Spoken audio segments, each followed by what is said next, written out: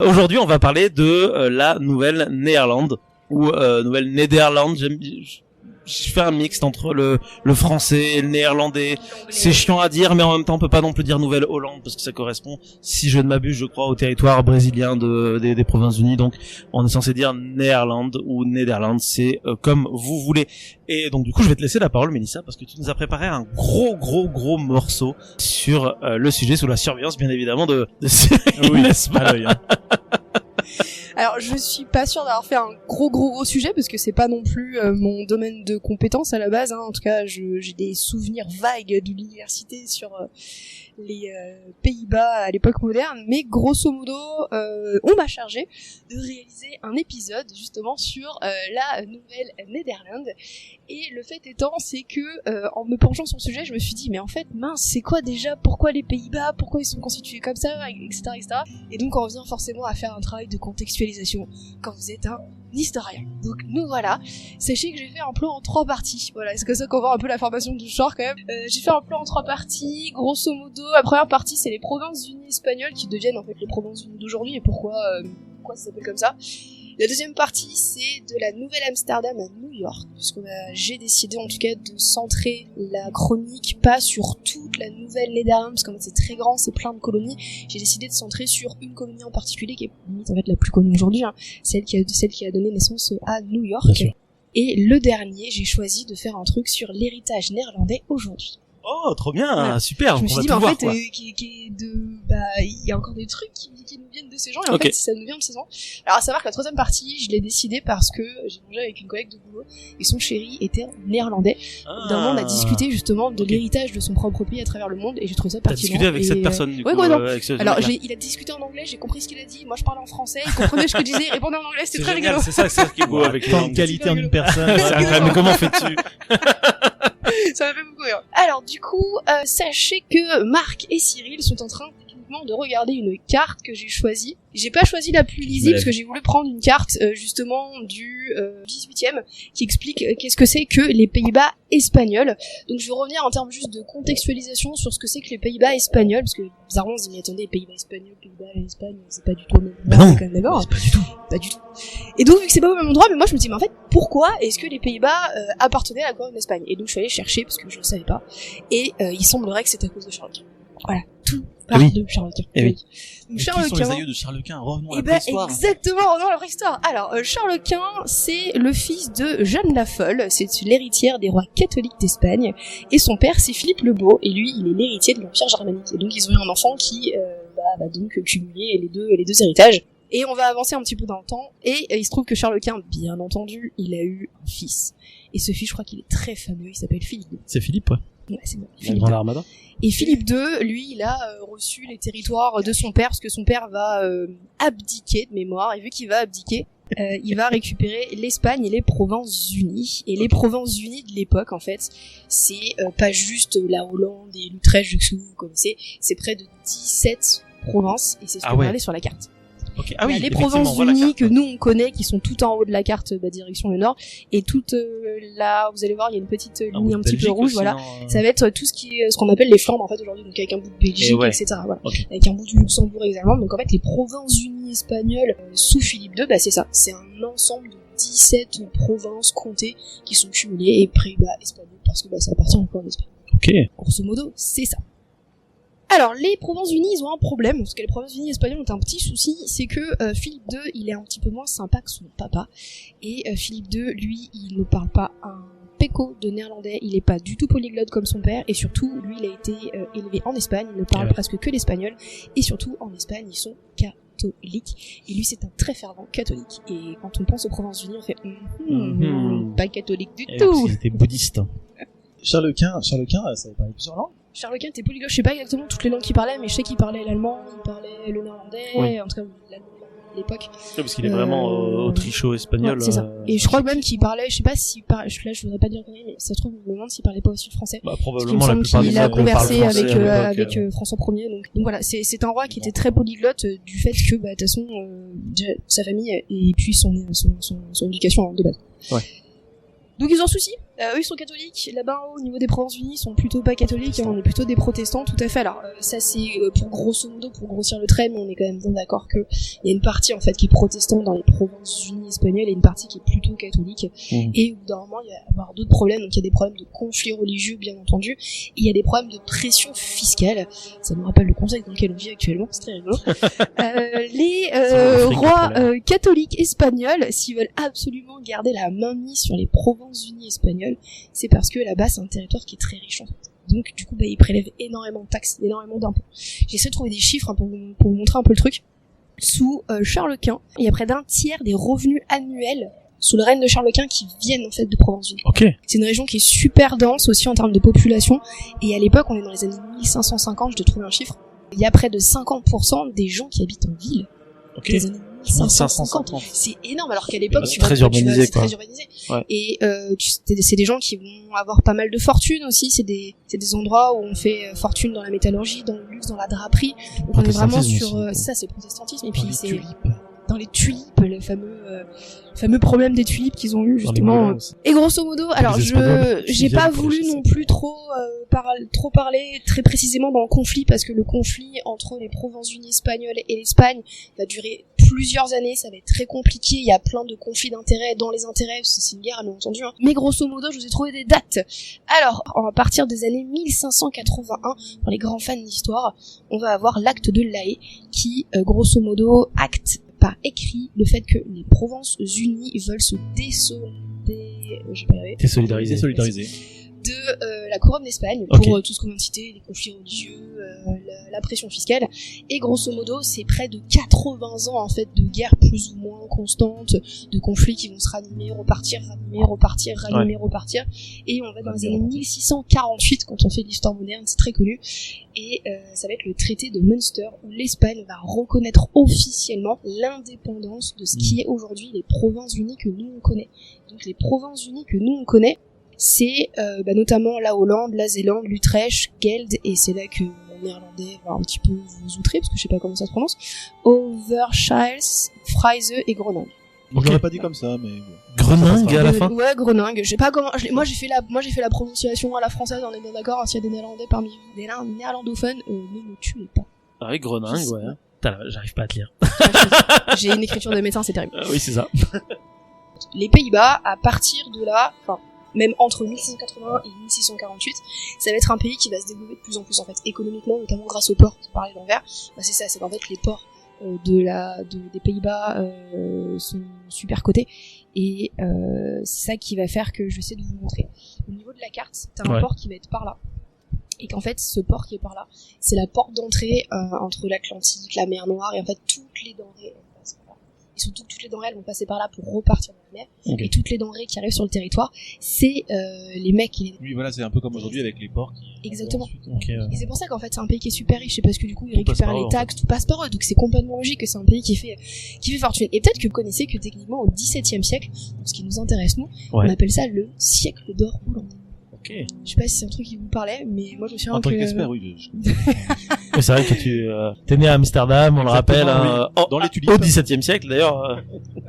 C'est la fameuse renaissance hollandaise. C'est ça, c'est un peu la fameuse renaissance hollandaise, c'est le siècle d'or hollandais, en tout cas c'est comme ça en histoire qu'on en a parlé pendant super longtemps, et je me suis posé du coup la question, parce que je sais pourquoi c'est le siècle d'or, c'est parce que c'est un moment de leur histoire où ça a été les plus riches d'Europe, ça a été même les plus riches du monde, c'est à un moment donné, voilà, les villes se sont complètement densifiées. Et est-ce que c'est parce qu'ils ont arrêté de payer des taxes à l'Espagne? C'est ça, c'est aussi parce qu'ils ont arrêté de payer les taxes, c'est que de toute façon, après ils ont arrêté de payer les taxes depuis un moment, du moment qu'ils avaient commencé à faire la guerre, en fait, une partie des grosses régions qui font les Provinces-Unies avaient arrêté de payer, mais disons qu'il y a vraiment une espèce de classe moyenne là-bas qui se crée, puis t'es au XVIIe siècle, donc une classe moyenne au XVIIe siècle, c'est un truc qui se veut nulle part en fait, pratiquement en Europe. C'est une bourgeoisie. C'est ça, c'est la bourgeoisie que t'as un petit peu en France, que t'as dans les autres pays aussi européens, mais la petite bourgeoisie que nous on a en France, c'est pas la même que l'énorme bourgeoisie qu'ils ont là-bas en Provinces-Unies au XVIIe siècle, parce que c'est eux qui font tourner le pays en fait. On avait également une très grosse bourgeoisie en France, quand on regarde tout de Bordeaux, de Nantes et tout ça, surtout avec le commerce des Indes. dire, mais un cocorico quand même, hein. Non, mais on a complètement raison. Ils étaient les plus riches, mais on était pas loin. Hein. C'est juste que la noblesse et l'aristocratie en France, elle prend.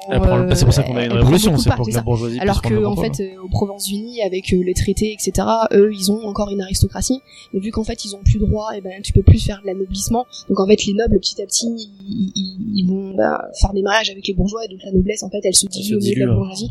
Et il y en a de moins en moins. Mais d'ailleurs, il y a aussi une question de, je me permets, on digresse 5 secondes, mais c'est une question de religion aussi. Comme en France, ils ont viré tous les protestants, ça veut dire virer aussi une partie de la bourgeoisie, et donc du coup, se retirer une partie des richesses. Bah, c'est ce que Louis XIV avait pas prévu, et ce qu'on sait aujourd'hui, hein, c'est que généralement, quand tu commences à faire de la répression, les personnes qui peuvent se permettre, ou même celles qui ont trop peur, vont en effet partir. Et dans le cas des huguenots français avec la répression de Louis XIV, et ben les huguenots français qui sont partis, ceux qui avaient de l'argent et ceux qui avaient des idées. Donc les idées plus l'argent, bah ça crée quoi? Ça crée des entreprises. Quand tu vas aux Pays-Bas, où c'est un pays où tu peux entreprendre. En Suisse et en Angleterre, 3 pays où il y a de la thune. Il y a de la On thune. vous a pas dit, mais ça fait partie du MEDEF. Écoute, c'est une entrepreneuse, d'accord? Faut que tu traverses la rue, Cyril, pour trouver du boulot.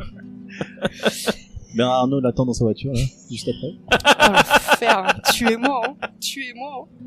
Alors, le siècle d'or. Déjà, de 1, moi, je vous ai mis un tableau. Vous allez voir, je suis une très grande fan de tableaux, déjà, de base. Je vous ai mis une vue d'Amsterdam, donc, du 7e siècle. Très joli, hein. Qui a été peint par Der Heyden. Apparemment, il est très connu, ce monsieur, mais je suis pas une très grande connaisseuse de la peinture néerlandaise. Et comme vous pouvez le constater sur, la photo, là, vous avez tout ce qui fait pratiquement les caractéristiques, en fait, d'Amsterdam encore aujourd'hui, hein. Ces grandes maisons, très bourgeoises, à côté des canaux, vous avez encore toutes les barques qui leur permettaient à l'époque d'être des grands moyens de communication. C'était presque les aussi dans la rue.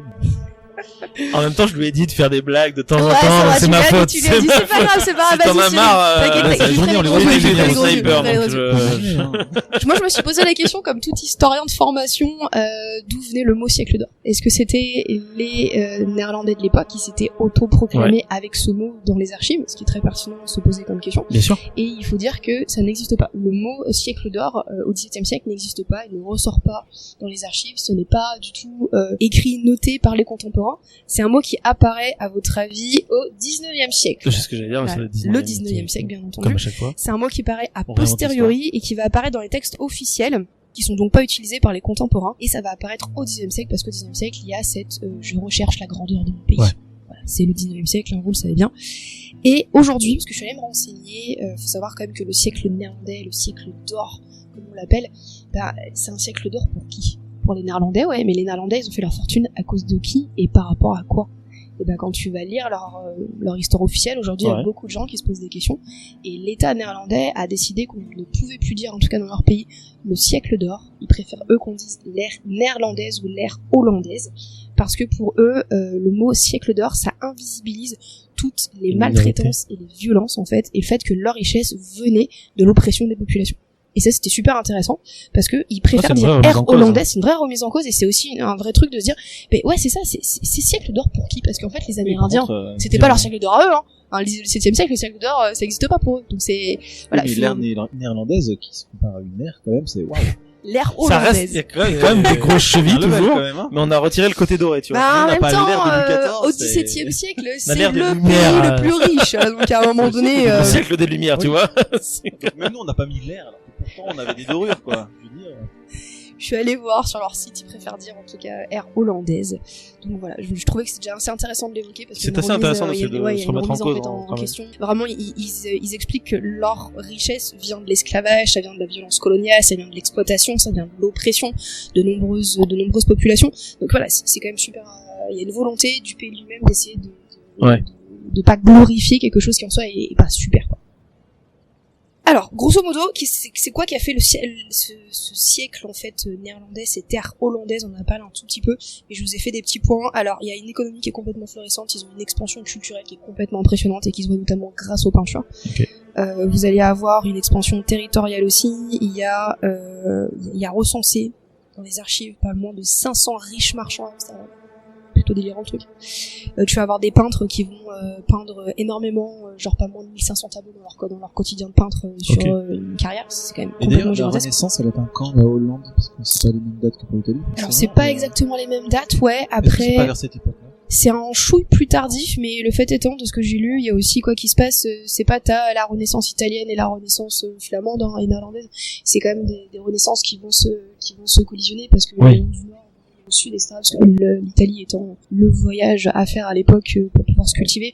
Donc t'as énormément de peintres en fait néerlandais qui vont aller en Italie pour se former, et d'ailleurs tu le vois sur certains tableaux que là j'ai pas mis, hein, mais il y en a qui ont été formés à l'école Caravage, et donc tu reviennent en Nouvelle-Zélande, leur cadrage, les couleurs, les scènes de la vie du quotidien qui montrent, c'est exactement ça. Tu vois que l'Italie a complètement influencé leur manière de faire. Même si après il y a un mixte, hein, c'est pas complètement que italien, hein, mais ça se voit qu'il y a vraiment un mixte, et c'est aussi une puissance qui est complètement commerciale, hein, et c'était la plus grande flotte à l'époque avec les Anglais qui battaient des culs, quoi. Les Français, les Français avaient déjà eu leur rénovation de l'Armada aussi, avec tous nos navires de 64 canons. En vrai, on avait des gros bateaux. Alors, je sais que les Français avaient des gros bateaux, On a mais des gros bateaux. les archives expliquent que, en tout cas les historiens expliquent que la plus grande puissance du XVIIe siècle maritime, c'est les Néerlandais. T'as Ils beaucoup ont, de piraterie. Alors, parce que je vais me permettre ma propre Vas-y. pub. J'avais fait une chronique sur la naissance du capitalisme et liée aux Provinces-Unies. Et t'as eu une très forte hausse au niveau de la piraterie des corsaires néerlandais ou anglais qui sévissent.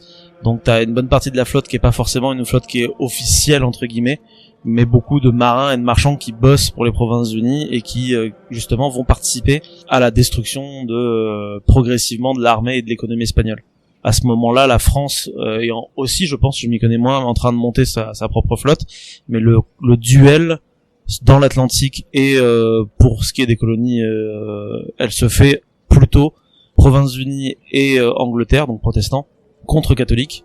Et une fois qu'ils en auront fini avec l'Espagne, on verra ça après, mais ils vont commencer à se taper entre eux et on sait qui a gagné au final. Mais après, le rôle de la France dans tout ça, moi je le connais pas spécialement, je pense que c'est une super flotte.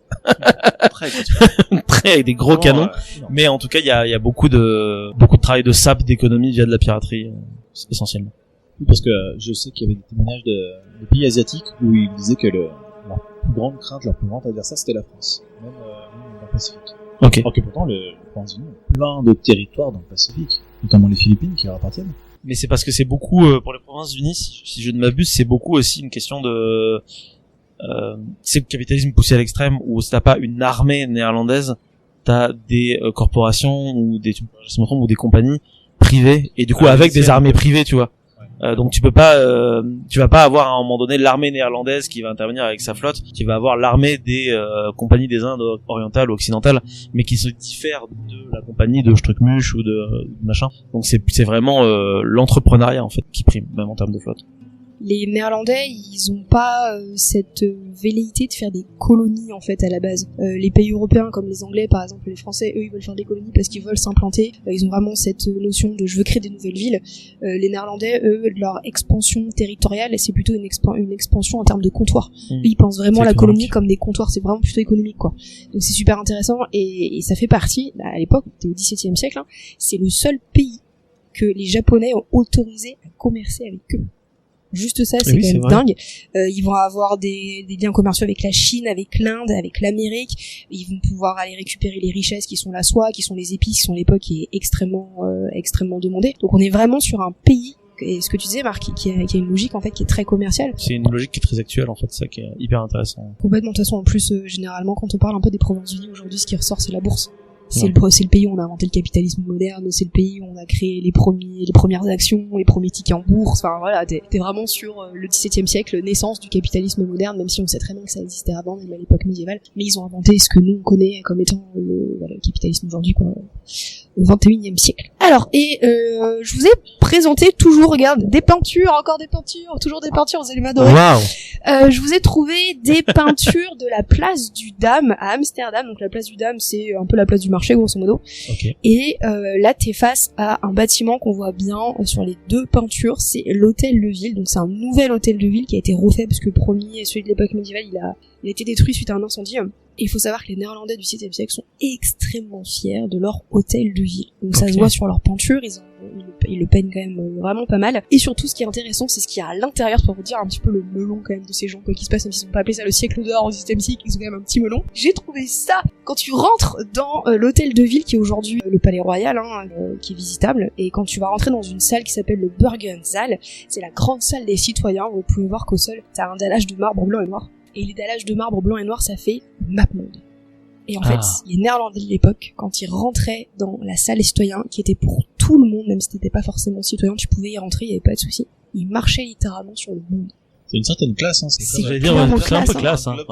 Oui, c'est carrément les citoyens Qui écrase le monde. C'est ça, c'est quand même hyper classe, quoi. Tu vois, c'est apparemment la construction aussi de l'hôtel de ville, c'était un chef-d'œuvre de modernité, Ok. d'ingénierie de l'époque. Alors je me suis pas trop renseignée parce que c'était pas trop le sujet même du podcast, mais enfin un jour j'irai en Amsterdam, j'irai là-bas, un jour j'irai marcher là-bas en me disant waouh, c'était une qui marchait vraiment sur la France et tout. toi aussi, tu marcheras sur le Et monde. je marcherai sur le monde.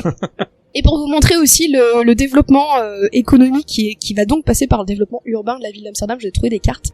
Donc la première carte qui est sur la droite, c'est une carte qui est un peu plus vieille que la première. Je suis désolée, j'ai pas légendé parce que j'ai pas trouvé tout ce que je voulais en termes de légende. Mais là t'es sur une carte 15e, 16e grosso modo, donc on voit que c'est quand même très urbanisé, on voit tous les canaux, on voit tous les bateaux. Et t'as la carte d'après, c'est presque 50 ans plus tard, où là tu vois à quel point ça s'est développé en termes d'urbanisme. C'est juste incroyable. T'as vu comme ça a popé en même pas un siècle en fait. Et ce que je trouve génial aussi, c'est qu'à chaque fois sur les cartes néerlandaises, t'as toujours les bateaux. Oui, il y a les Voilà, bateaux. pour Ce que j'allais montrer, dire, voilà, il y a les bateaux. quoi. Les cartes de la France te montrent Aux pas, bateaux. même sur les ports, ils n'ont pas forcément les bateaux. Là, c'est important, quoi. C'est vraiment partie de... les moulins, je pense que tu dois aller voir si on zoome, mais vu que les cartes, là, je peux pas trop zoomer, je te montrerai dans la nouvelle Amsterdam, des moulins. Waouh. Les Provinces-Unies vont aller s'implanter en Amérique du Nord, et en Amérique du Sud aussi, hein. Mais nous, ce qui va nous intéresser surtout, c'est l'Amérique du Nord. Et semble-t-il en fait que à la base ils ont voulu s'implanter là-bas pour éviter les intermédiaires que sont les Arabes, les Italiens et les Turcs, parce que en fait ils donnent beaucoup de taxes, parce qu'ils sont obligés de passer par des comptoirs qui sont les leurs, et donc t'es obligé de passer par des taxes. Et donc ils vont chercher en fait des nouvelles routes commerciales pour aller vers l'Asie, pour éviter justement ce type de taxes. Et ils vont vouloir surtout éviter le cap de Bonne-Espérance. Apparemment à l'époque c'était pas le passage le plus simple à faire maritimement. Donc ils vont vouloir éviter toutes ces taxes, et tu vas avoir un monsieur qui s'appelle Henry Hudson qui en 1609 va naviguer pour le compte des Néerlandais. Il va naviguer pour le compte de la Compagnie des Indes orientales à l'époque, tout à fait. Et grosso modo lui est demandé de découvrir de nouvelles routes. Et il va arriver en Amérique du Nord, et il va tomber sur une rivière, sur une embouchure qui va être très connue aujourd'hui. Il va remonter cette embouchure, et aujourd'hui, du coup, monsieur Henry Hudson a donné son nom au fleuve. Non, mais incroyable. C'est pas vrai. Et en effet, ça va être, semble-t-il, le premier Européen à tomber sur l'embouchure qui est en fait le port de qui est New York. Qui est New York, quoi. C'est Manhattan. Qui est New York. Et c'est lui qui va le voir pour la première fois, il va commencer à le décrire, il va rentrer, il va décrire ce qu'il a vu, etc. Et les Néerlandais vont pas tout de suite faire quelque chose, mais grosso modo, ils vont se dire que ce serait quand même intéressant de s'y implanter. Et quelques années après Henry Hudson, il y a quand même des premiers colons néerlandais qui vont arriver, mais vraiment, j'insiste, c'est 15 mecs apparemment qui débarquent et qui vont vivre dans des petites cabanes en bois. Voilà, ils sont pas en train de démarrer une ville, quoi. Vraiment, c'est genre, allez là-bas, on a besoin de vous. C'est comme ça et ils vont donc commencer à créer, leur comptoir à eux, parce que c'est vraiment une logique de comptoir. Et ils vont appeler ça la Nouvelle-Hollande. En fait, on avait dit la Nouvelle-Mézalène, qui va donc compter plusieurs petits comptoirs, dont un qui va nous intéresser, qui est donc la Nouvelle Amsterdam. Tout à fait. Donc la création de la Nouvelle Amsterdam, c'est pas lié à la Compagnie des Indes orientales, c'est lié à la Compagnie des Indes occidentales. Tout à fait. C'est pas possible. Parce qu'à un moment donné, il faut séparer, le monde est grand, donc voilà. On a compris qu'il y avait autre chose à l'ouest. Donc techniquement, la Nouvelle Amsterdam n'appartient pas en fait à l'État néerlandais, ça appartient à une entreprise, ça appartient à la colonie, enfin ça appartient à la compagnie. C'est clairement le futur. Les États appartiennent aux entreprises. Que la Lune appartienne à Tesla. Terrible. Donc vraiment, ce que j'ai lu, c'est que la Nouvelle Amsterdam, ils ont voulu la fonder. C'est comme je dis, c'est pas pour faire des colonies, c'est pour faire des comptoirs. Donc Nouvelle Amsterdam, c'est une ville qui a été fondée pour faire du fric, pour faire de l'argent. Ouais. Vraiment, c'est ça. Et ils sont allés s'implanter là où est New York en fait aujourd'hui, pour plusieurs choses, parce que déjà de 1, c'est une baie pour des ports, et vu que c'est des marins, ça leur va très bien. Que semble-t-il, c'est un endroit idéal à la confluence entre deux fleuves protégés de la rigueur des océans par une immense baie. Il y a des sources d'eau claire également. Donc grosso modo, ça a l'air plutôt sympa de s'y installer. Et tu vas... C'était pas un marécage alors? Non, c'était pas un marécage. Il y avait des populations indigènes, il y avait des Amérindiens qui étaient déjà sur place en fait. C'est vrai, mais souvent c'est quand même pas génial à cause des moustiques. C'est vrai. Tu connais la Floride? Et bah justement, personne voulait y aller au début. Et bah là, grosso modo, ils y sont allés pour faire du fric, et surtout pour faire du fric sur quoi? Sur les podcasts. J'ai entendu sur les podcasteurs, je me suis dit, mais quoi? Ils veulent faire d'argent sur les podcasteurs, parce que les podcasteurs à l'époque c'est très très demandé, parce qu'en fait en Europe on les a pratiquement tous exterminés, et donc on en a presque plus, hein, au XVIIe siècle. Là-bas, ils en ont plein. Ils en ont plein là-bas. Et le fait étant, c'est qu'à l'époque, notamment les Néerlandais sont des très grands fans de chapeaux en feutre. Et donc c'est une matière qui est très très demandée, et aussi pour le tabac bien entendu, mais c'était vraiment surtout pour la fourrure qui sont allés s'implanter là-bas. Faut savoir qu'ils étaient tellement obsédés pour faire du fric sur les premières années d'exploitation de cet endroit qu'ils ont pas fondé d'église. Oui, Pendant c'est vraiment, 17 ans, il y a pas eu il n'y a pas d'église. eu d'église de temple. Hein, c'était vraiment du fric. C'était le temple du fric, en fait. Ah oui, Ouais, justement, ils sont protestants. Oui, c'est pour ça. Les protestants. Donc je trouve ça très rigolo, hein, Temple, genre oui. vraiment c'était en mode, et ce qui montre aussi, je trouve pour moi, le fait qu'ils ne l'ont pas fait, c'est que l'implantation était peut-être pas censée être pérenne. Oui, au c'était début. le but, c'était vraiment pas que ce soit Voilà, une c'était ville, juste, quoi. ouais, C'était juste voilà, un port, quoi. un comptoir, tu fais des échanges et puis t'as des gens sur place pour gérer ça, mais ils sont pas voués en fait à rester, ou c'est des gens qui sont voués peut-être à tourner en termes juste de travail, quoi. Ou peut-être qu'ils n'avaient pas une vision évangélique comme pouvaient les avoir les autres États européens. Les autres, quand ils arrivaient, généralement, ils disaient oui, ça c'est juste des sauvages, on va les... Ouais, notamment surtout les Espagnols qui avaient vraiment cet objectif de les Français convertir, aussi. quoi. Nos Ouais. premières expéditions au Vietnam, c'était pas... Bah, les catholiques, hein, en fait, à chaque fois. Oui, oui. Mais à chaque fois, on essayait de christianiser, d'évangéliser. Bah de ce que j'ai lu, après je suis pas non plus allée en profondeur, hein, mais grosso modo c'est pas forcément ce qu'ils veulent faire, évangéliser, et surtout t'as des archives qui existent, qui sont écrites de la main des dirigeants de la Compagnie des Indes occidentale, qui demandent justement aux futurs colons de ne pas faire du mal aux Amérindiens sur place, qu'en fait ils vont avoir besoin d'eux pour commercer, et que de ce fait C'est la source de fric, en fait. c'est ça, c'est la source de fric. Eux, ils sont vraiment on va pas arrêter de le dire, hein, mais ils sont vraiment dans une logique de faire de l'argent. Donc pour faire de l'argent, faut pas qu'il y ait d'oppression. Et c'est aussi pour ça que la guerre avec l'Espagne quelques années auparavant, c'était hyper compliqué pour les gens qui voulaient faire de l'argent. C'est qu'en fait, quand t'es en pleine guerre, c'est super compliqué de faire du fric. Donc en fait, ça fait chier tous les commerçants et tous les bourgeois. Donc normalement, faut que la guerre s'arrête. Ouais. Après, c'était la logique qu'il y avait dans tous les comptoirs. Quelle est la différence entre comptoir et colonie? Comptoir, c'est vraiment, non, on veut de la paix, c'est les locaux nous apportent des trucs à vendre, tout le monde est content. Et les colonies, par contre. Oui, il y a un but de prendre. La colonie, il y a un but de mettre sa culture, de s'expandre culturellement, voilà. Alors que c'est vrai qu'à la base, c'était pas forcément ce qui était voulu. Donc on sait qu'il y a des premiers postes de commerce dès l'année 1611, semble-t-il. J'ai pas trouvé énormément d'infos là-dessus parce que je pense que les archives, soit elles existent plus, soit c'est pas trouvable dans ma langue de compréhension. J'ai pas réussi à trouver plus que ça. Et la plus grosse archive connue, c'est celle du 7 novembre 1625, où c'est un certain Peter Minuit, que vous avez vu tout à l'heure, il était à côté de Henry Hudson. Monsieur Minuit. Sacré Pierre.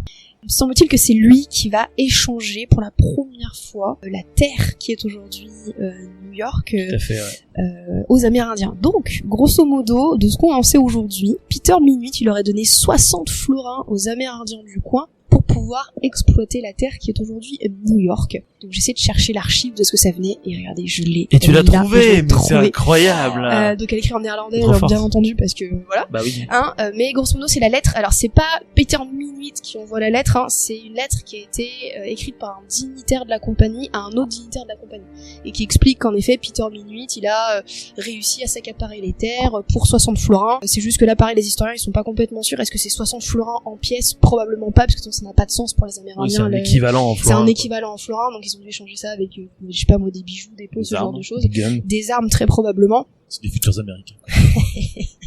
Et 60 florins de l'époque, j'ai aussi voulu savoir à quoi ça correspondait pour les contemporains. Est-ce que c'est beaucoup? Est-ce que c'est pas beaucoup? Et bah pour un néerlandais, c'est grosso modo 10 jours de salaire moyen. Donc c'est pas une somme, semble-t-il, qui est stratosphérique. Sauf que les Néerlandais, c'est un peu les Suisses de l'époque. Si tu compares à un Français. C'est énorme. C'est énorme. C'est une année de salaire. Bah quoi qu'il se passe, je veux dire, voilà, apparemment ils ont acquéri les terres de En tout cas, pour eux, manière c'était pas pas grand-chose, très, quoi. ouais, c'était Ouais. pas énorme.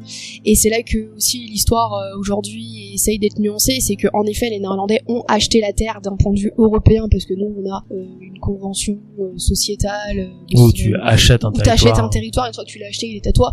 Les Amérindiens, nous on sait très bien aujourd'hui qu'ils n'avaient pas cette manière, cette vision-là du monde. Donc aujourd'hui on sait très bien qu'en fait Peter Minuit il a pas acheté la terre aux Indiens, il croit qu'il l'a acheté, mais les Indiens en fait ils l'ont juste loué. Oui. C'était plutôt ça. À l'époque C'était ok, plutôt, tu veux te c'était mettre là, ok, tu vas te vas-y, mettre là pendant ouais. un temps, puis sinon, après tu vas partir quoi. Voilà. D'ailleurs, ils attendent toujours qu'ils partent. Hein. C'est ça, ils attendent toujours. Et ils partent toujours pas. Et tu vois sur l'archive, au bout d'un moment, il y a marqué 60 florins, tu vois, il est juste ici, je vous le montre là, il est à la 6 ou 7e ligne de l'archive. Alors il y a marqué 60 florins, et surtout ce qui est intéressant c'est ça, c'est 7246 podcasts. Donc on voit que c'est vraiment pour ça qu'ils sont partis. Ah ouais, la vache. Genre, tu t'imagines la tuerie quoi. Attends, du coup, il y a 7246 castors qui y sont passés. C'est ça. Et ça, c'est les Ça en fait des premiers, chapeaux, quand même. juste ce transfert-là. Fallait pas être un castor à l'époque. Je sais qu'apparemment il y avait une trentaine de bateaux par an sur les moments les plus glorieux du comptoir qui partaient, donc 30 bateaux par an, c'est quand même pas mal, sachant que les Anglais, quand ils vont récupérer la colonie, on était à plus de 100 bateaux par an, donc Ouais. voilà, on est sur le level. Après, est-ce qu'ils ont pas encouragé aussi les indigènes à... Si, bien sûr. Un peu Bien comme sûr, on fait oui. après avec les bisons, En fait, ça, on s'en rend compte ethnologiquement parlant que avant que les Occidentaux arrivent, les castors, ils sont chassés, mais pour être bouffés. Et après, par contre, comme il y a aussi de leur côté de la thune à se faire, pour les natifs, ils vont buter du castor à outrance. Ils vont même se battre entre eux pour avoir le monopole avec les Occidentaux de la chasse au castor. C'est ce qu'on appelle la guerre du castor. Donc, qui a duré pendant plus de 100 ans. Ouais, parce qu'en plus les Européens, ils savaient pas. En vrai, si, ils avaient fait attention, ils auraient pu savoir, mais à force d'exploiter autant de castors, à un moment donné, la population, il y a plus de castors. Quoi. Donc les Européens, en arrivant en Amérique, ils ont aussi failli faire la même chose qu'en Europe, c'est-à-dire complètement tuer, exterminer les castors. Je sais qu'aujourd'hui, t'as des trappeurs en Canada, par exemple, ils sont limités à 20-30 castors par an. Ouais. Mais c'est déjà un miracle qu'il y ait toujours des castors, en fait. Ouais. Je vous ai trouvé d'autres archives aussi. Alors celle-là, je sais pas ce que ça veut dire, mais c'était juste pour vous montrer un peu l'état des trucs qu'il y avait dans les archives néerlandaises. C'est pas être, illisible. Je pense et que en ça plus, a c'est en pris la néerlandais, pluie, donc, ça a dû prendre le feu, ce que tu veux. Bref, c'est un peu compliqué. Et j'essaie de vous faire un petit résumé quand même de comment ça s'est passé pour que ce soit plus simple et plus fluide pour tout le monde. Donc on sait que les premiers colons, il y en a qui arrivent dès les années 1611. Les premiers vrais arrivées de colons qui sont recensés dans les archives de la compagnie aujourd'hui, c'est un arrivé d'après 30 familles. Ok. En 1624, donc avant l'achat de la terre. Ok. En 1124, tu vas avoir une trentaine de familles qui vont débarquer, et sur ces 30 familles-là, dans les archives néerlandaises, ils sont arrivés à en retrouver 4 que tu arrives à suivre, donc j'ai retrouvé leur nom du coup. Je vais pouvoir vous en parler Investigation. parce que investigation. Parce Je que suis allé les retrouver. Déjà, on va retrouver ça pour moi, donc c'est quand même vachement plus simple. Et nous sommes d'ailleurs à New York en direct. Donc j'ai retrouvé 4 noms de famille pour vous. Il y a la famille de Joris Janssen Rapalf. Il y a la famille Jean Montfort, il y a la famille de Trieux et la famille de Vigne. Donc ça va être 4 familles en fait qu'on arrive plus ou moins à suivre dans les archives, et je me suis renseignée aussi pour savoir comment ils ont réussi à pouvoir les pister. Et en fait, on a leur bordereau de départ à ces gens. Tu vas avoir l'église de l'époque, donc l'église que c'est presque tous des Wallons là, des Wallons. Des Wallons, c'est 4 familles de Wallons en fait qui sont parties, et donc t'as l'église de Wallons d'Amsterdam qui a des tickets de départ en fait, qui marquent la famille un tel est partie, la famille un tel est partie, donc c'est comme ça qu'on est sûr. Généralement, t'as ces fameux pionniers, les premières familles qui partent, elles sont toujours recensées un peu élevées à un stade d'exemple. On a pareil pour tout ce qui est la vallée du Saint-Laurent, tout ça. Bah là j'imagine que c'était un peu pareil, et j'ai réussi aussi à savoir, parce que ce qui m'intéressait c'était qui ces 30 premières familles, ces 30 premiers colons, même si c'était pas vraiment des colons pour eux à l'époque. Leur profession c'était essentiellement des artisans, des agriculteurs, il y avait des soldats aussi, donc ça va être ça les premières familles en fait qui ont débarqué là-bas sur le continent. En quelle année tu disais? En 1624. On est en 1624, donc c'est vraiment des gens qu'on retrouve à plusieurs reprises dans les archives de l'église wallonnaise, pardon. Je suis désolée, je vais déchirer le mot chaque fois. Et tu vas retrouver leur nom aussi dans les attestations de départ des archives municipales d'Amsterdam. Donc voilà, c'est vraiment des gens que tu sais qui sont partis. Ouais. Et après 1625, donc t'arrives à l'année de l'achat de la terre, qui va devenir New York aujourd'hui, et tu vas avoir des familles wallonnes qui vont débarquer, qui sont plutôt type francophone apparemment. Tu vas avoir des colons néerlandais, bien entendu, tu vas avoir des employés de la compagnie qui viennent de l'organisation sur place, t'as pas le choix. Tu vas avoir des esclaves africains. C'est aussi comme ça qu'ils ont fait fortune, les Néerlandais. Grosso modo, c'est une centaine de colons européens qui débarquent en 1625. Donc c'est le deuxième gros apport qui va débarquer, même pas un an après les premiers. Et après, tu auras des minorités qui vont débarquer, les calvinistes réformés, tu vas avoir des protestants, des luthériens, il y a un peu de catholiques, mais pas beaucoup, mais il y en a un petit peu. Et tu vas avoir des juifs séraphades, qui vont arriver un peu plus tardivement. Ils viennent du Brésil, il me semble. Ouais, c'est ça. Ils vont venir du Brésil, ils viennent dans les années 1654, 55, et tu vas avoir les Quakers, qui vont arriver aussi plus tard. Ok. Donc là, ils sont passés vraiment d'une volonté de comptoir à une volonté de colonisation. Eh ben, je sais pas comment ils ont vu les choses, que j'essaie de me renseigner, parce qu'au début, vraiment, ce qu'ils disent, c'est que eux, ce qu'ils veulent, c'est des comptoirs, et après, au bout d'un moment, ils passent de comptoirs à beaucoup de colons. Donc, est-ce que ces colons, ils étaient voués au fonctionnement, en fait, du comptoir? Je pense pas, parce que c'est quand même beaucoup de colons juste pour un fonctionnement de comptoir. Donc, je sais pas à quel moment la compagnie a décidé. Plus de 100, du coup. Sur l'arrivage de 1125, c'est une centaine. Ah, je sais pas comment, je sais pas c'est comment de ça toute façon, fonctionne. plus ton comptoir il est gros, plus il te faut de gens pour le régler, et du coup plus il est gros, plus c'est exponentiel quoi, en fait. Ouais, c'est ça. Les gens qui cherchent, c'est ça que si tu veux une Puis affaire il faut des gens pour les nourrir sur place, donc il faut des champs, donc du coup il faut des agriculteurs. Donc ça encore tu dois pouvoir négocier avec les locaux. Je suis sûr qu'il y ouais, a mais moyen pour d'avoir nourrir un 200 tarot, personnes, oui, tu peux avoir des tarifs, mais par exemple si tu veux avoir des fruits ou des trucs comme ça, forcément tu vas avoir des gens qui vont à côté de leur baraque, qui vont se faire un petit potager. Des fruits. Bah à l'époque Louis XIV avait dit 5 fruits et légumes par jour hein. Oui, Louis XIV. On est vraiment sur la bonne époque. Du coup, je sais pas quand est-ce qu'ils sont passés officiellement d'une logique de comptoir à une logique de colonie. Est-ce que c'est officiellement quand ils sont fait racheter par les Anglais, enfin plutôt racheter gentiment attaquer. Mais j'avoue, j'ai pas trouvé. Honnêtement, moi j'ai pas trouvé. Tout ce que je sais, c'est voilà, t'as plein d'arrivées de gens et donc petit à petit la colonie, elle va commencer à grossir. Et là aussi, je sais ça. Du coup, c'est comment les premières années d'une colonie, parce que tout le monde sait que généralement les premières années d'une colonie, ça se passe pas super bien. T'as Plymouth qui est un bon exemple, t'as Jamestown aussi, ça se passe pas super bien. Généralement les premiers colons ils prennent un peu tarif. Et de ce qu'on en sait, les 10 à 15 premières années, c'est vrai, c'est pas la joie, comme vous pouvez vous y attendre. Il y a un climat qui est plutôt rude, ils sont pas habitués en fait à des hivers qui sont les hivers d'Amérique du Nord. Il y a pas mal de maladies, il y a des malnutritions quoi qui se passent. Hein. À un moment donné, t'as voulu essayer de t'organiser comme tu peux, il y a de la malnutrition, il y a de la famine. Tuer des castors. Exactement.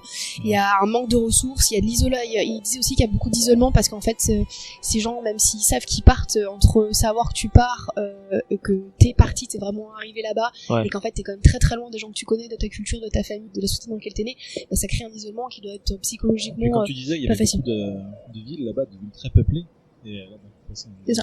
Ouais, c'est de clair, 300 pécores là. T'arrives en Ardèche, quoi. Il y a des tensions avec les locaux qu'on verra avec Marc tout à l'heure. Apparemment au début ça se passe plutôt bien et puis petit à petit c'est les Amérindiens qui vont se rendre compte que putain mais ils partent pas les Européens.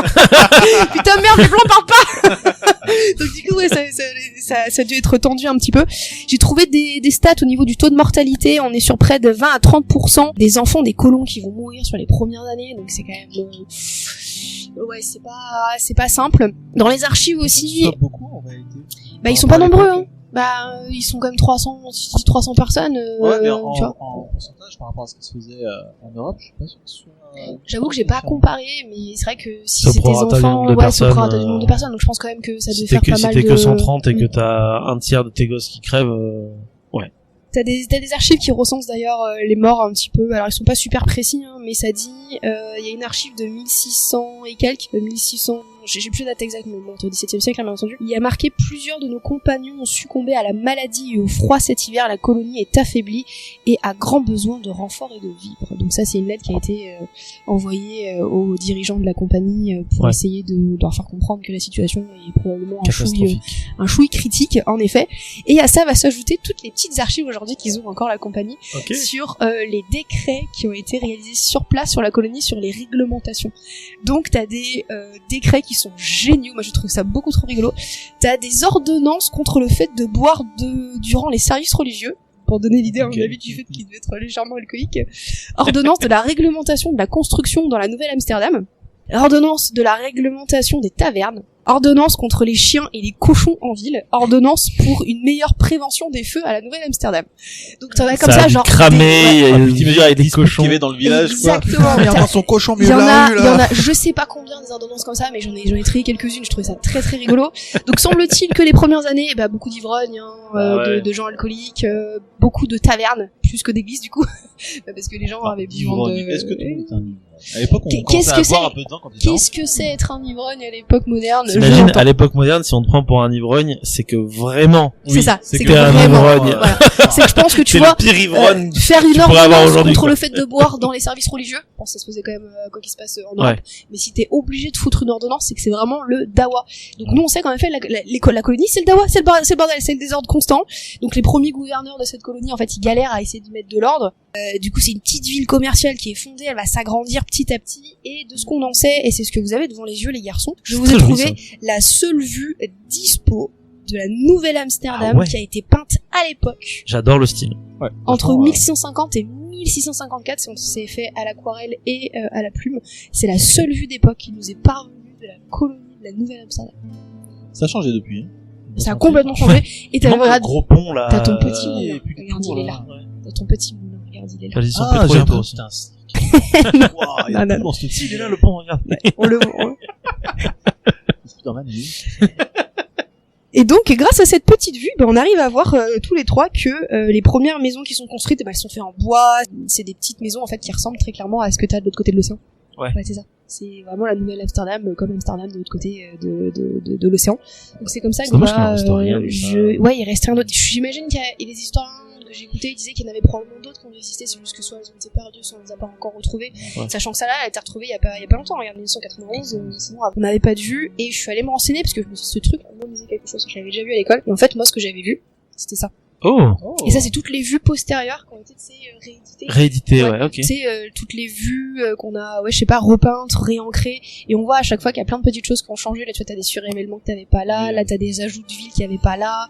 Et donc, on voit que la colonie, en fait, petit à petit, elle a grandit, dû hein. grandir, ouais. Et ce qui est intéressant, c'est que sur la première image qu'on a vue, les bateaux, c'est plutôt des petites barques. Toujours ça, par contre, hein, l'espèce de tour et le moulin. Ça, c'est parce que c'est le fort, en fait, qui est là. Ah, c'est ça, Ouais, ok, ouais, c'est d'accord. fort. Et ce que tu vois là, après, t'as vu, on voit encore tout. Ouais, les bateaux. Et les bateaux, bateaux, les bateaux, bateaux, Ouais, les le bateaux, moulin, bateaux. je trouve ça incroyable, vraiment. Le moulin, il est Il y dingue. avait hein. peut-être pas de vent, mais ils ont mis un moulin, quoi. Ouais. Ça, c'est chez nous. J'ai mis un moulin. J'ai acheté 65 florins. Alors, on S'il est... y a un moulin, il y a forcément de l'agriculture, de toute façon. Oui, oui, c'est vrai que oui. Vraiment, Totalement. je sais pas Oui, ce qu'ils vont mais il y a de broyer, l'agriculture parce que je vous ai trouvé une Le carte castor, aussi où tu de vois l'os de les castor. où tu vois les terres agricoles Ok. autour de la colonie. Je vous ai trouvé une petite carte, mais pareil, la carte elle est un peu plus postérieure, mais je vous la montrerai juste bien après. fourni. Et je me suis dit aussi, mais attendez, parce qu'il y a 2 secondes, on a vu les professions de ces gens, on a vu aussi leurs confessions religieuses, on a vu d'où est-ce qu'ils venaient plus ou moins à travers l'Europe, donc il n'y avait pas que des Néerlandais. C'est là aussi que je me suis dit, mais attends, comment c'est vrai qu'il n'y a pas que des Néerlandais, parce que techniquement c'est la Compagnie des Indes occidentale, donc d'un pays, les Pays-Bas, qui va s'installer là-bas. Donc comment ça se fait qu'il n'y a pas plus de Néerlandais? Le fait étant, c'est qu'en fait, les Provinces-Unies, c'est un pays qui est Ils s'en tellement riche. foutent Ils s'en de foutent la d'aller là-bas. nationalité. Ouais, c'est vrai que les colons, en fait, il y en a très peu qui sont néerlandais parce que Ouais. c'est pas une terre qui est attractive pour eux. C'est pour ça que c'est beaucoup des Wallons, en fait, Ouais, qui vont parce qu'ils sont plus exactement. pauvres que les Néerlandais. Exactement, j'imagine que eux, c'est ce qui Là, va c'est des devenir. paysans. Et puis même Ouais. sans pauvreté, il se peut qu'ils fuient aussi la guerre, vu que les Espagnols, à partir de 21, ils reprennent la guerre. Complètement. Donc du coup, t'es sur des populations en fait qui vont fuir. Et je me suis renseignée parce que je me suis dit, mais en fait, c'est vrai que ça fait quand même beaucoup de choses différentes, avec des confessions différentes. Parce que les professions, on s'en fout. Tout le monde sait que dans une ville, t'as plein de professions différentes, mais confessions différentes et langues différentes. Parce que tous ces gens, ils sont pas tous polyglottes. Eh Les oui, gens bien qui sûr. prennent le bateau, ils sont pas tous polyglottes. Et en 1643, on a une archive qui date de cette époque-là, où c'est un monsieur, un missionnaire jésuite français qui s'appelle Isaac Jogues, et qui est parti visiter, en fait, l'Amérique du Nord, grosso modo, j'imagine, pour évangéliser, hein. Et en fait, il s'est fait attaquer et il s'est fait sauver par des Néerlandais. Donc les Néerlandais lui ont dit, viens chez nous. Et donc le missionnaire raconte un petit peu sa visite, grosso modo, dans la nouvelle Amsterdam, parce que je trouve ça très pertinent, parce qu'en plus c'est un regard extérieur et Bah tout, ouais, c'est c'est très génial. rigolo. Et il rapporte que le directeur général de la compagnie, donc en 1643, lui a indiqué qu'il y avait pas moins de 18 langues qui étaient parlées sur cette petite colonie de gens. Ok, 18 langues en langues. 1643, je vous laisse imaginer le délire. Bordel, c'est pour ça qu'il faut avoir. C'est estimé à l'époque, on est entre 400 et 500 habitants. Donc, c'est quand même énormément de langues différentes. Et en fait, un cosmopolitisme qui est hyper intéressant. Ouais, Et ce qui fait en fait encore le New York d'aujourd'hui. oui, Oui, finalement, ouais, c'est vrai que tu ça vois. fait le New York d'aujourd'hui, ouais, Mais j'avoue. complètement, et ça vient de là. Et des années après, et il faut aussi que les historiens expliquent que t'as les 18 langues parlées au sein de la colonie qui sont très intéressantes, mais aussi t'as tous les échanges commerciaux autour de la colonie, donc qui sont faits avec les Anglais, avec les Espagnols, avec les Portugais, avec les Scandinaves et avec les Amérindiens. Et ouais. Donc ça te rajoute encore de la diversité supplémentaire. Donc ça doit être un foisonnement de langues quand tu devais te Et de balader culture dans aussi, du de coup. culture. Hyper sympa. Et c'est En dehors de facilité. l'alcoolisme.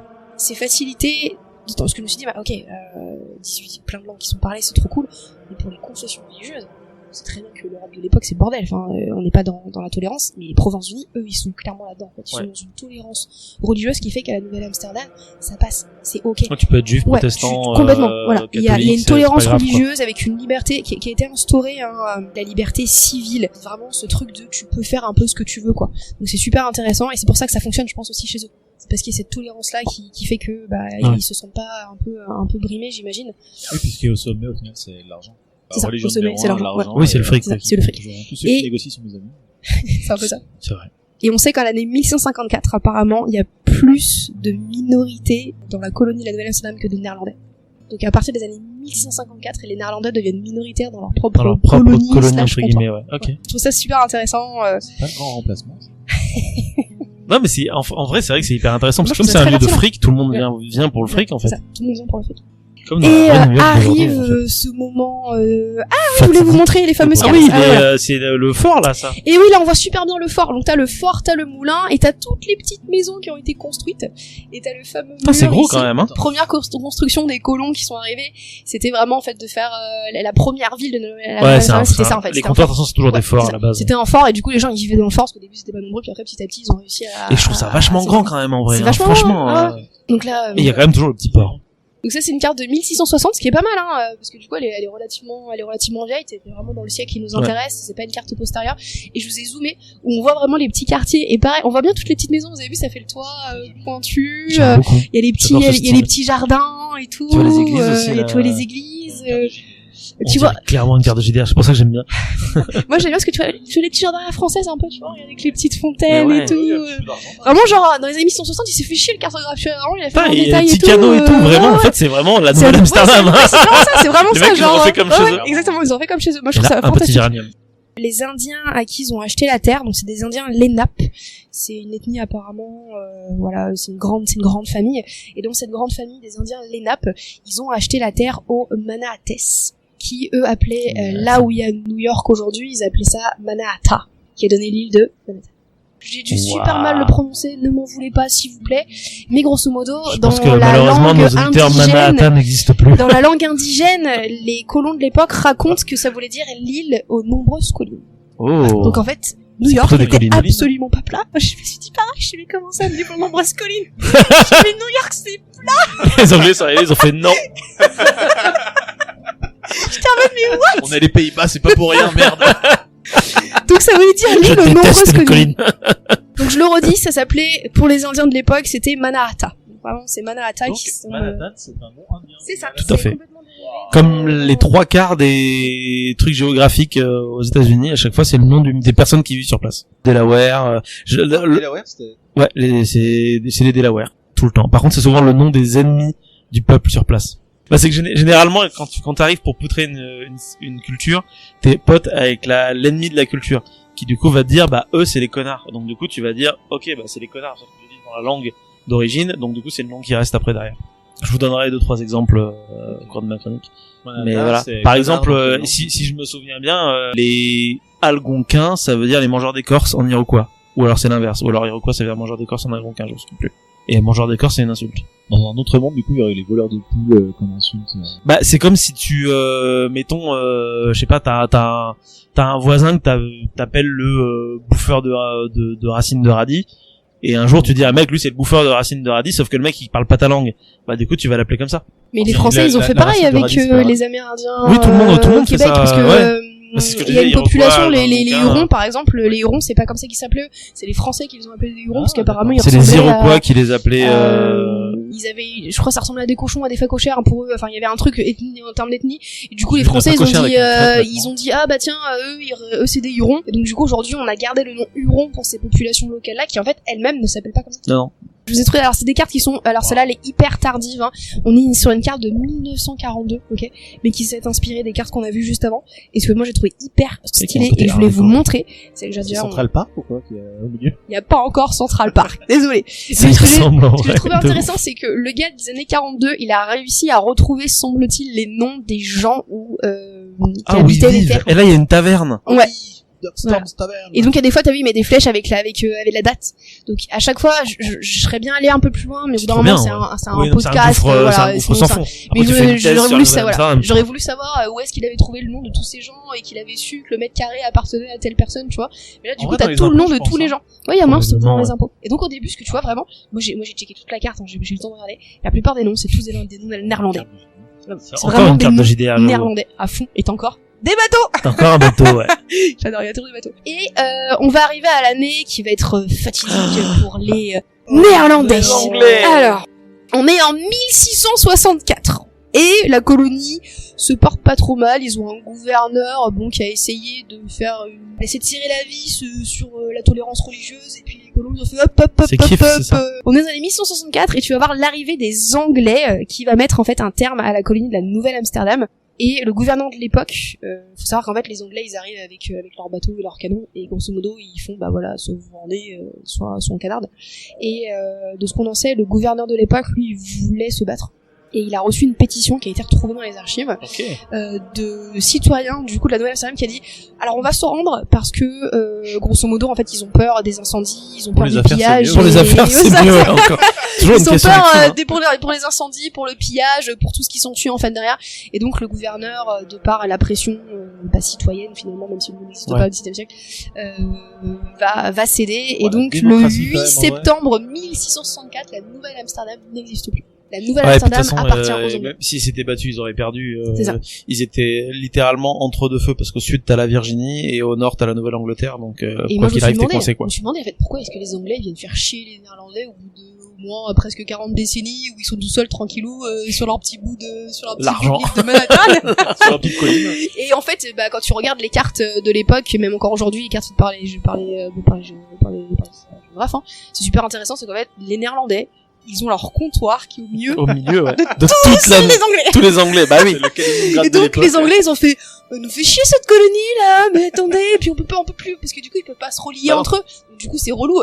Et il faut savoir que le roi de l'Angleterre de l'époque, quand son frère est né, donc plusieurs décennies avant, il lui a offert à sa naissance les parties de la colonie en fait d'Amérique du Nord. Et grosso modo, il lui a offert aussi les terres qui ne lui appartenaient pas, c'est-à-dire les terres de la Nouvelle-Amsterdam. Et donc, du coup, bah, au bout d'un moment, ils ont fait, bon, allez, on va la récupérer quand même, ce petit bout de terre. Donc, c'est vrai que les canons avec leur armada. Le gouverneur a fait, bon, bah, les gens veulent pas que la ville soit détruite, donc c'est ok. Par contre, ce qui est intéressant, c'est que c'est pareil, c'est que dans les archives, dans les années 1684, c'est assez précis, t'as encore des traces comme quoi les gens, du coup, de l'époque, appellent encore la Nouvelle-Amsterdam. Donc de 20 ans après l'annexion, j'ai envie de dire, même si je pense que c'est pas le bon mot, des Anglais, les gens de l'époque appellent encore la Nouvelle-Amsterdam. Encore le nom est pas encore sorti. Directement, ils l'ont renommé New York direct. C'est ça, Anglais. Ils l'ont renommé New York pratiquement directement. Et moi je savais pas pourquoi ça s'appelait New York. Je m'étais jamais posé la question.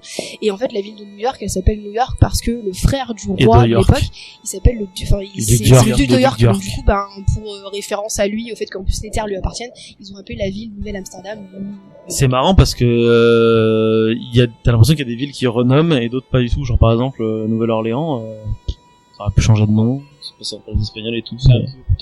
C'est plus tardif aussi. Ouais. Peut-être que les gens en avaient été moins en mode c'est à moi, mais bon.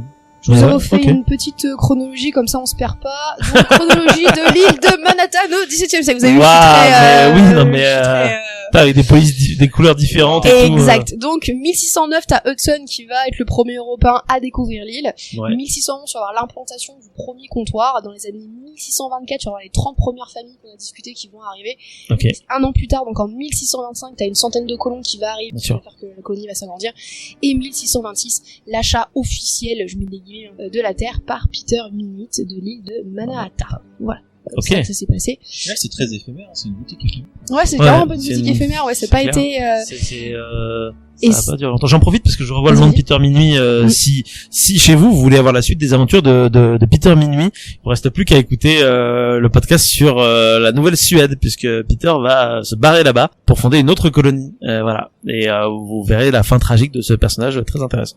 Et c'est là aussi que j'en suis revenue sur le fait, qu'est-ce qui reste aujourd'hui de la Nouvelle-Amsterdam, qu'est-ce qui reste de la Nouvelle-Zélande, qu'est-ce qui reste en fait des Néerlandais finalement, même encore aujourd'hui. Je crois pas qu'il y a encore le moulin. Moulin rouge. Parce que déjà il y a un truc, parce que c'est pour ça qu'en fait on a ri tout à l'heure, ça me refait encore rire parce que vu que j'ai préparé l'épisode, moi quand j'ai vu que l'île de Manhattan s'appelait l'île aux nombreuses collines, moi j'ai tiqué, j'ai fait c'est plat. Qu'est-ce qui a devenu des collines? C'est ça, qu'est-ce qui est devenu des collines? Et ben en fait, il y a un moment donné, je crois que c'est au XXe siècle, même un petit peu avant, ils ont tout rasé, ils ont approprié les gens, ils ont tout rasé, et puis c'est devenu les immeubles. Donc en fait, la Manhattan d'aujourd'hui est déjà quand même un peu différente de celle du XVIIe siècle parce que c'est pas comme nous les villes européennes où tu sais t'as les vieux bâtiments, donc du coup ils ont essayé de faire avec, là ils ont tout rasé, en fait ils ont tout cassé. C'est très dommage parce qu'en termes de patrimoine ça aurait été excellent d'avoir dans Manhattan des vieilles maisons néerlandaises avec les petits jardins et tout. C'est vrai qu'elles étaient faites en bois. Ouais. Après peut-être que les familles avec un peu d'argent, parce que une partie des familles qui ont fait fortune quand même, donc elles auraient fait en briques comme ce que t'as aujourd'hui à Londres, j'imagine. Ils auraient peut-être fait ça en briques parce que voilà. maintenant que c'est plat, et c'est pour ça que ça nous a fait rire, c'est parce que ils ont tout rasé.